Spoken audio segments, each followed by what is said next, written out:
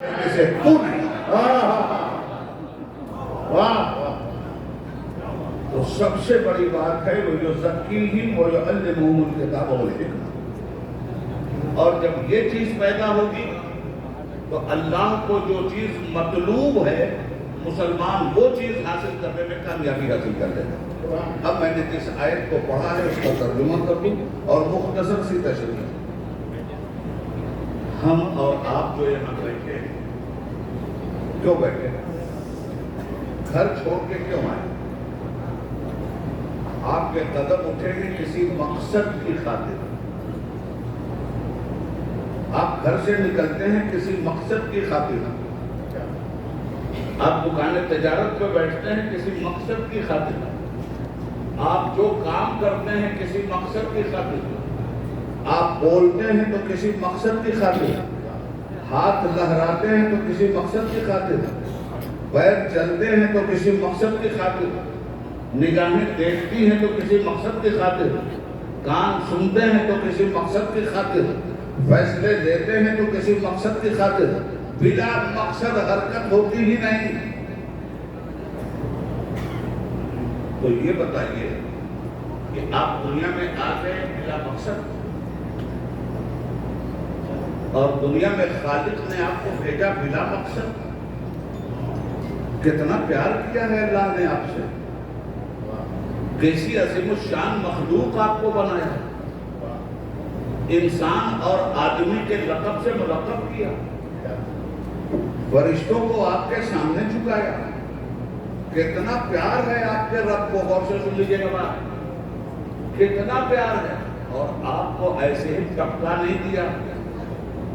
آپ کے لیے ساری کائنات پہلے اس نے بنائی. زمین بنا دیا. میرا انسان رہے گا کہاں؟ آسمان کا لاجورد شامیانہ بن دیا. میرے انسان کو صاحبان چاہیے تو آپ کو بھیجا بعد میں. اور الم نجعل الارض مہادا فرمایا پہلے.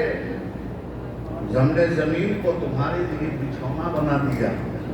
اور جب یہ زمین بنائی گئی تو یہ اوپر نیچے کود رہی تھی. ڈانس کر رہی. کبھی اوپر کبھی نیچے. ہوائی جہاز میں آپ کو تجربہ ہوا ہوگا. غازی ملت کو تو بار بار تجربہ ہوا.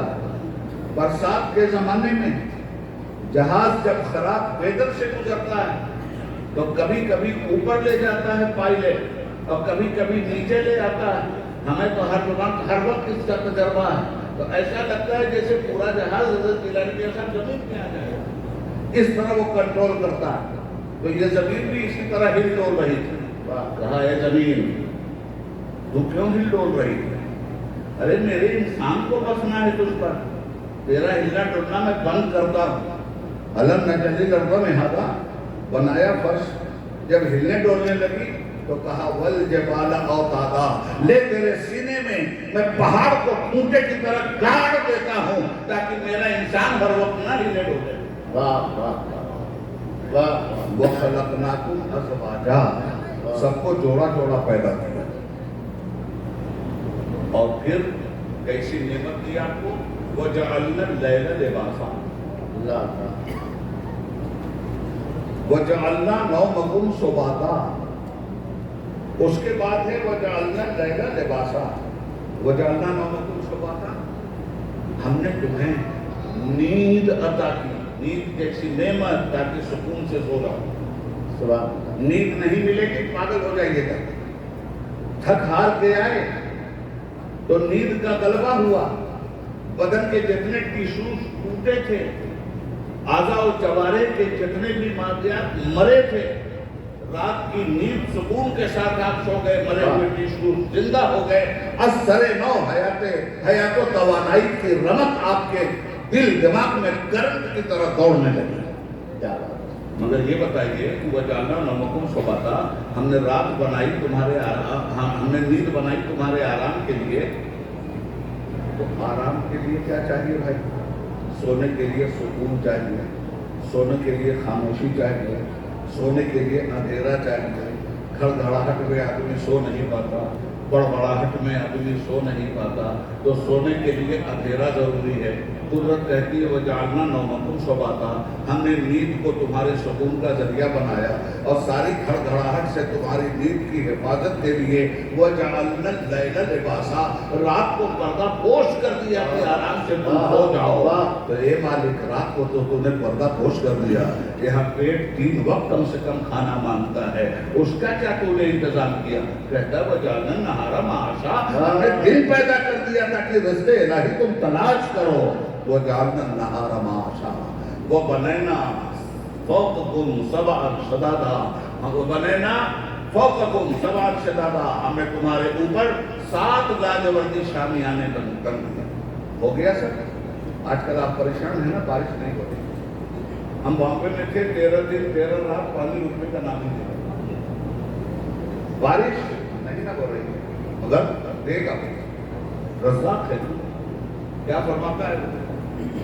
وَجَعَلْنَا سِرَاجًا وَهَاجًا، سورج نہیں پیدا کرتا تو تم موت کے گھاٹ اتر جاتے، اس کی کرنوں میں نے توانائی کی وہ طاقت رکھی ہے اور اتنی دوری پہ اس کو میں نے رکھا ہے کہ سردی کا نظام بھی برقرار رہے اور گرمی کا نظام بھی برقرار رہے۔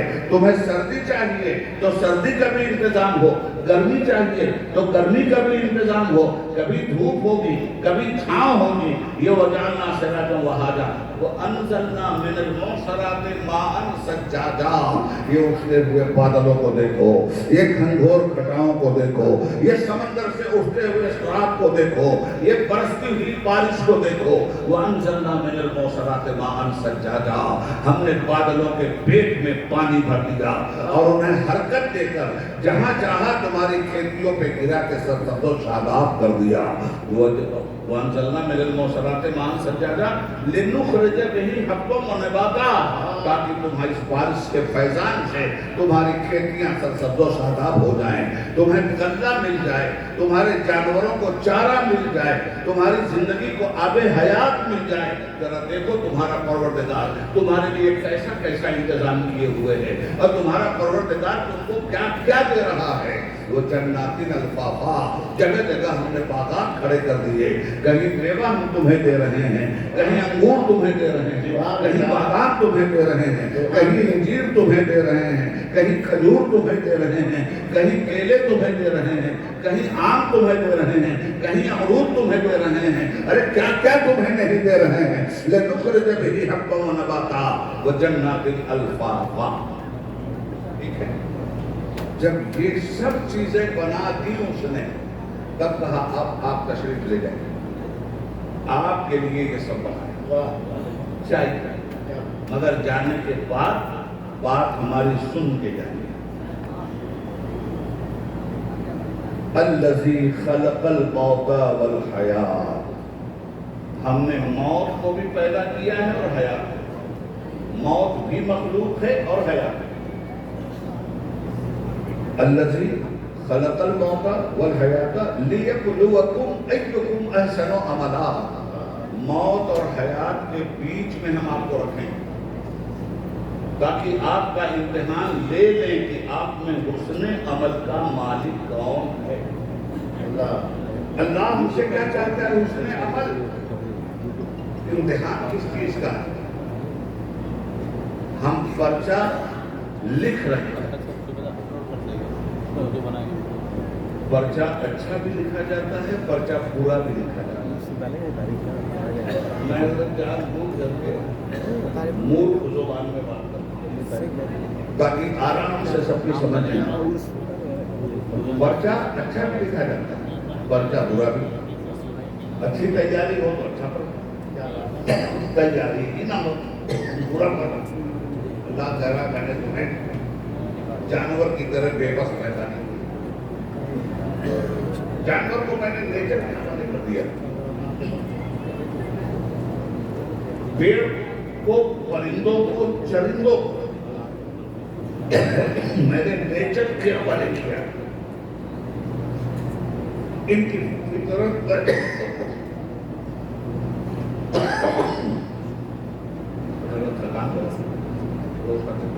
کیا کہیں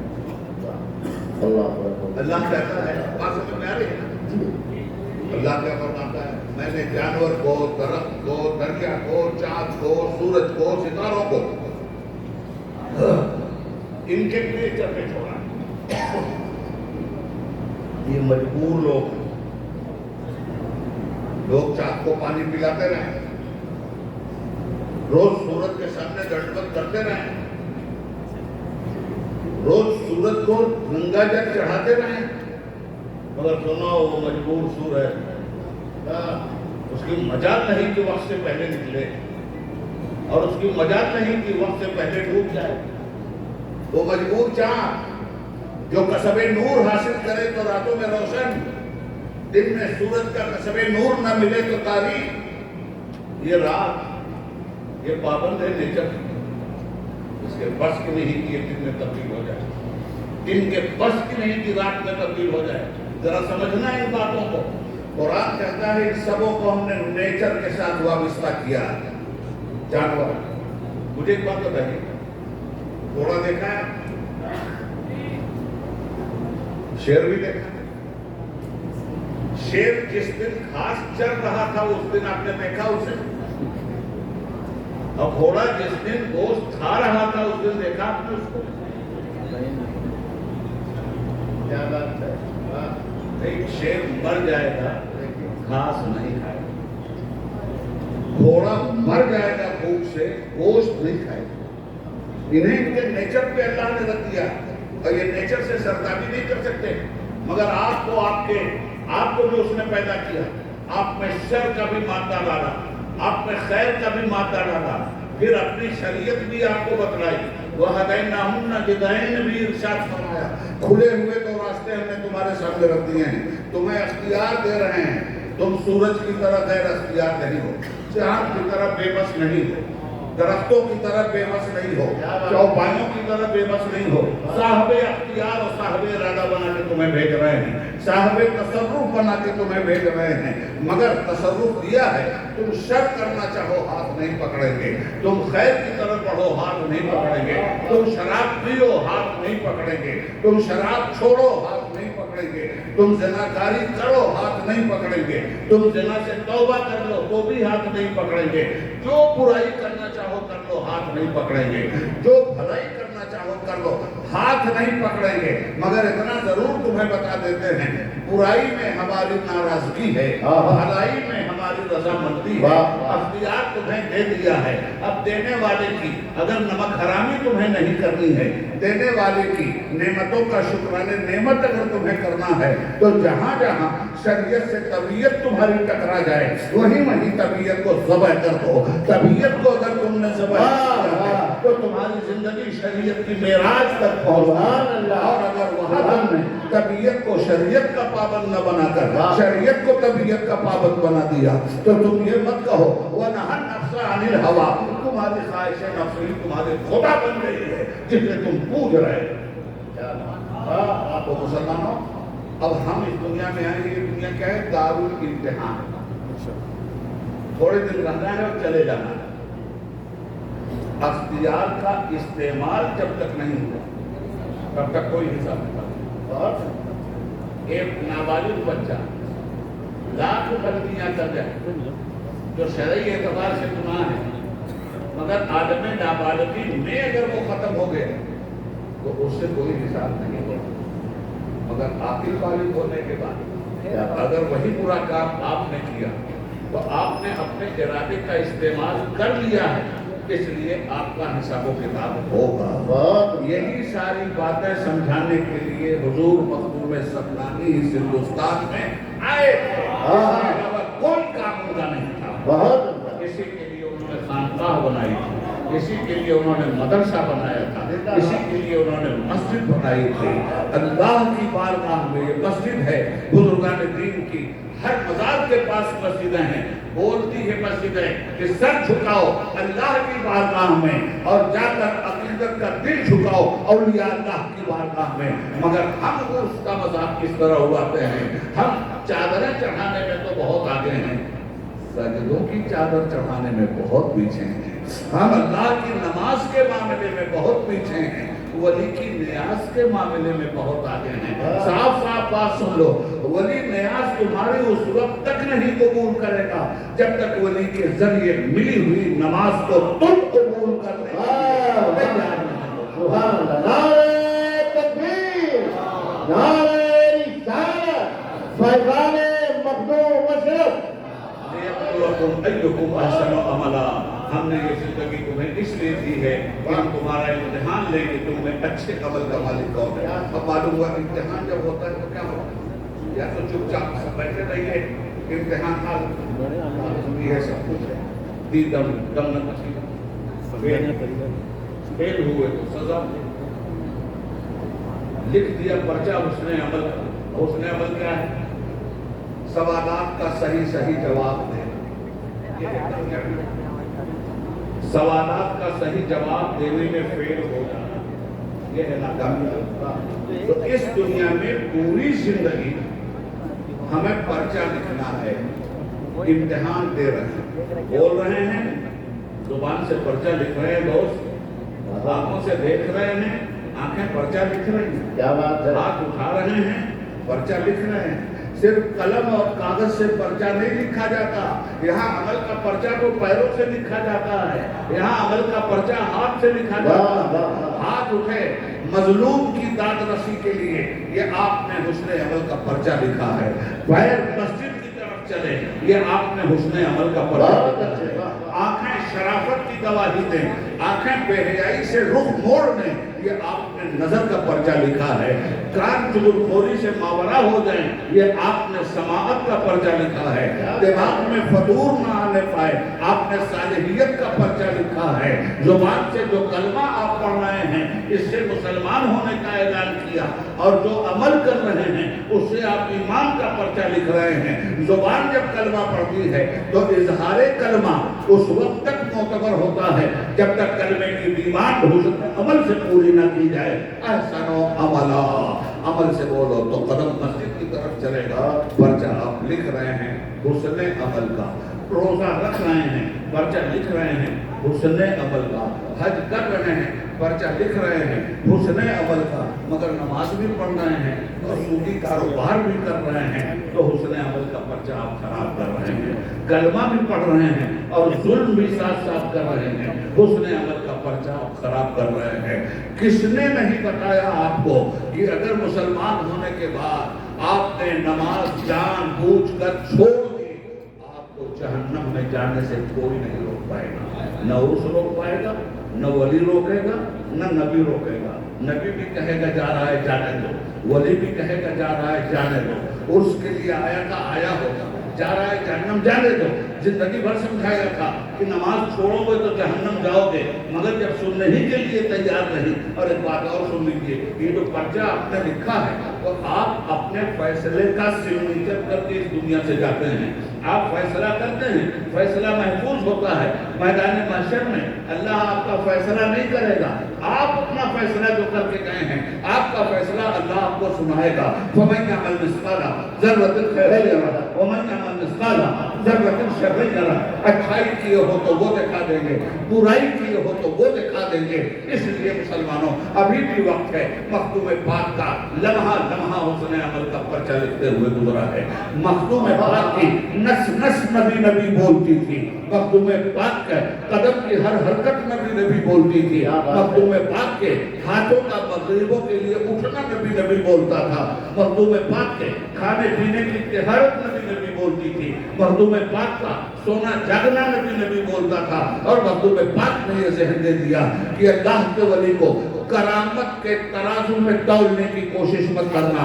اللہ کے ایسے بھی ولی گزرے ہیں جنہوں نے کوئی کرامت نہیں دکھائی مگر وہ اللہ کے ولی ہیں. ولایت کا پیمانہ کرامت رہی ہے. ولایت کا پیمانہ اتباع نبوت ہے, اتباع رسالت ہے. ولایت کا پیمانہ یہ ہے, اگر تم نے یہ کیا تو صحیح معنوں میں تم اسے مخدومی میں آنے کا حق ادا کر رہے ہو. اور اگر تم نے یہ نہیں کیا تو سن لو, جن چیزوں سے انہیں نفرت تھی اگر وہی نفرتی کاروبار عرس کے موقع پہ آ کے تم یہاں کر رہے ہو تو مخدوم کا فیض اور ان کے عرس کی برکت لے کے نہیں جاؤ گے, مخدوم کی طرف سے لعنت لے کر کے جاؤ گے, جس میں تمہارے لیے اجر و ثواب کوئی حصہ نہیں ہوگا. کہتا ہوں سچ کے جھوٹ کی عادت نہیں مجھے. آخری بات سن لو.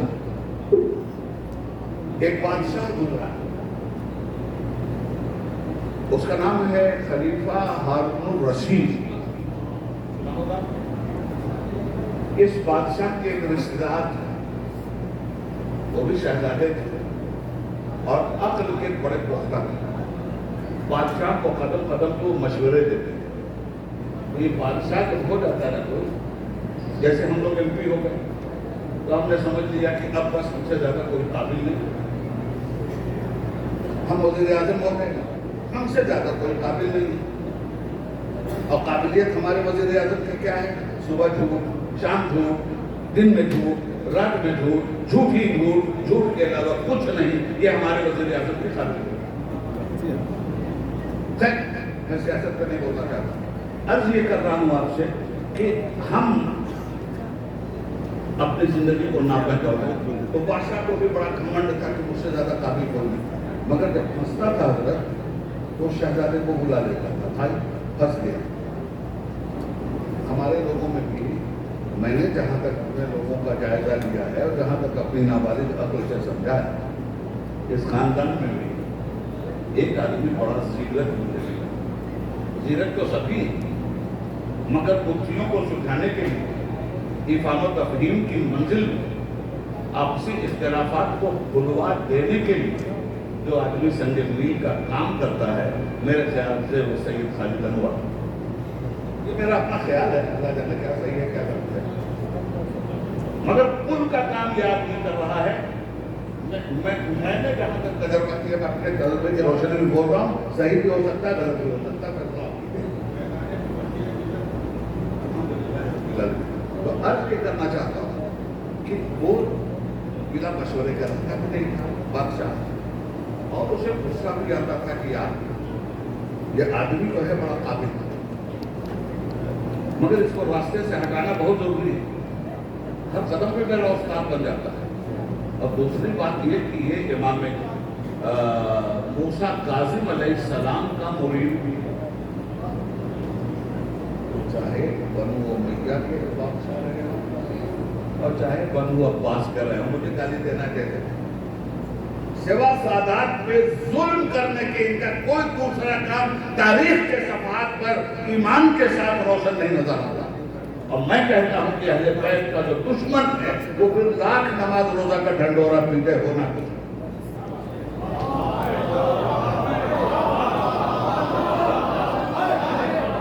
ہر امام کو شہید کیا گیا. امام حسن کو شہید کیا گیا دور بنو امیہ, امام حسین کو شہید کیا گیا دور بنو امیہ, امام زین العابدین علیہ السلام کو میں علیہ السلام کہتا ہوں اور فخر کرتا ہوں.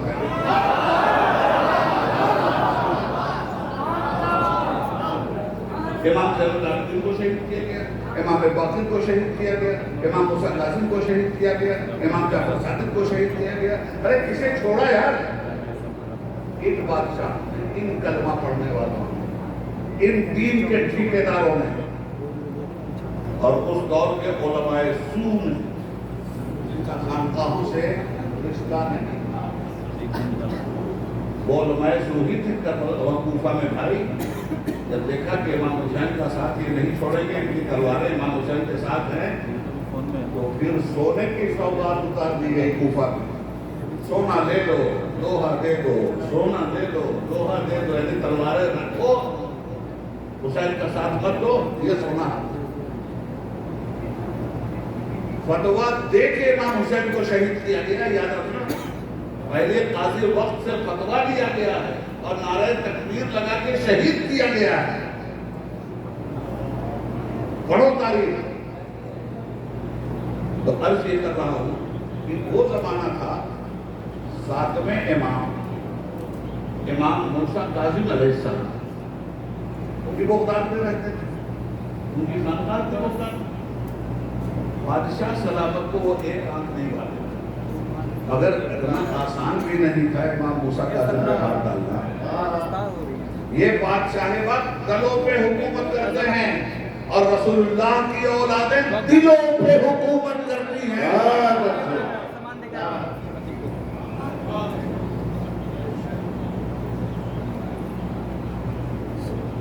اس نے پلان بنا دیا امام موسیٰ کاظم علیہ السلام کو زہر دینے. تو اب دربار میں تو ہر طرح کے لوگ ہوتے ہیں.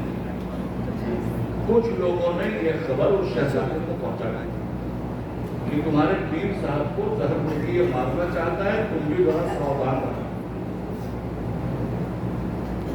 اس شہزادے کو معلوم ہوا تو ساتھ میں امام کی مقدس بارگاہ میں پہنچا اور سارے مریدین اکٹھا ہوئے. جب خانقاہ امام موسیٰ کاظم میں سب جلوہ گر ہوئے تو حضرت امام موسیٰ کاظم سے اس شہزادے نے کہا حضور بادشاہ کی نیت خراب, آپ کو بھی اور ہم سبوں کو مروا دینے کی اس نے باقاعدہ سازش کر لی ہے. اور درباری ہی جاسوسوں سے, وہ درباری جاسوس جن جاسوسوں کے دل امام موسیٰ کاظم کے ساتھ ہیں, انہوں نے ہمیں خبر دی. سنو آخری باتیں کر رہا ہوں اور غور سے سن لینا, ایک پوری تقریر کا نچوڑ. تو حضور اب کریں کیا ہوئے؟ تو حضرت نے قلم اٹھایا اور سامنے والی دیوار پہ ایک بڑا حرف لکھا, جیم. کہا یہ کرو. کیا لکھا؟ الف بے تے سے جیم. فرمایا یہ کرو. تو کچھ لوگوں نے یہ سمجھا کہ حضرت فرما رہے ہیں جان بچانے کے لیے جنگل کا راستہ اختیار. تو کچھ لوگ جنگل چلے گئے. کچھ لوگوں نے جیم کا مطلب سمجھا جبل, پہاڑوں کی کھو میں جا کے جان بچاؤ اصحاب کہف کی طرح. اس شہزادے نے جیم کا مطلب سمجھا جنون, پاگل پن. اور حکم ہوا شہزادے عقل کے تاجور اپنی عقل مندی اور اپنے علم پر جنون کی چادر ڈال دے, جان بچ جائے. یہ شہزادہ جنگلوں میں چلا گیا اور جنون کی چادر اس میں ڈال, پاگلوں کی طرح بڑبڑانے لگا. علم غائب, عقل غائب. اب جس طرح راہل گاندھی کو پپو ثابت کرنے کے لیے ہزاروں کروڑ مودی جیسے موذی نے خرچ کیا, اسی طرح انہوں نے اپنے علم اور اپنی عقل پہ پردہ ڈالنے کے لیے ہزاروں کروڑ کو اپنے اوپر مسلط کر دیا. اب وہ جنگلوں سے جب آتے تھے پگلوا آ گیا, پگلوا آ گیا, پگلوا آ گیا, بچے پیچھے پیچھے, وہ حرکتیں وہی کر رہے تھے پاگلوں والے. ایک دن آ گئے شہر میں اور دربار خلافت کی شاہراہ پر آ کر بیٹھ گئے. شہر ٹوٹا, پگلوا آیا, پگلوا آیا, پگلوا آیا. بادشاہ سلامت کی سواری بھی اسی راستے سے جاتے تھے. محمود نے خلیفہ عباسی نے کہا معاملہ کیا ہے, کیا شور ہے, کیوں روڈ جام ہے؟ کہا وہ پگلوا آ گئے جنگل سے, بیٹھ گیا, لوگ مدد اتر گیا ہاتھی سے, قریب پہنچا اور جانے کے بعد اس نے پگلوا کا نام کھول دیا. بادشاہ نے پگلوا کے نام سے پردہ اٹھا دیا, گھر کا تعلق. کہا بہلول اللہ یہ کیا کر رہا ہے اس شہر میں بیٹھ کے؟ ان کا سنو گے؟ کہاں سناؤ بھائی لوگ. کہا میں تم لوگوں سے اللہ تعالیٰ سے صلح کروا رہا ہوں. کیا بات. اللہ تعالیٰ سے ہم لوگ صلح کروا رہے. کہاں؟ تو پوچھا صلح ہو گئی؟ کہا نہیں. کہا کیوں؟ کہا وہ تو صلح کرنے کے لیے تیار ہے, تم ہی لوگ صلح کرنے کے لیے تیار. وہ کہتا ہے نمازیں پڑھو صلح کر لوں گا, وہ کہتا ہے شراب چھوڑ دو صلح کر لوں گا, وہ کہتا ہے ظلم چھوڑو صلح کر لوں گا, وہ کہتا ہے ایمان کے ساتھ رہو صلح کر لوں گا, وہ کہتا ہے سچے مسلمان بن جاؤ صلح کر لوں گا, وہ کہتا ہے میرے نبی کے سچے غلام بن جاؤ صلح کر لوں گا, وہ کہتا ہے صرف مسجدیں نہ بناؤ مسجدوں کو بساؤ بھی صلح کر لوں گا. وہ تو تیار ہے صلح کرنے, تمہیں لوگ تیار نہیں. मजाक में उड़ा दी गई बात खत्म। अब हफ्ता दो हफ्ता गुजरा, आखिरी बात है बादशाह सलामत शाही कब्रिस्तान से गुजर रहे, देखा कि ये दीवाना एक टूटी हुई कब्र के पास बैठा और जमीन पे लकीरें खींच रहा है। बादशाह उधर देखा, कहा बहलोल ये क्या खींचतान मचाए? कहा बादशाह जगह जरूर बदली है, काम नहीं बदला। क्या कहना, यहाँ भी सुलह करवा, इन लोगों से सुलह करवा। कहा हो गई, काम नहीं हुई। पूछा क्यों? अरे कहा जब ये जिंदा थे सुलह करवा रहा था मैं, तो वो मान रहा था, ये नहीं मान रहे थे। आज हकीकत देख ली, तो अब ये मान रहे हैं मगर अब वो नहीं। क्या कहने, वाह वाह वाह, सुभान अल्लाह।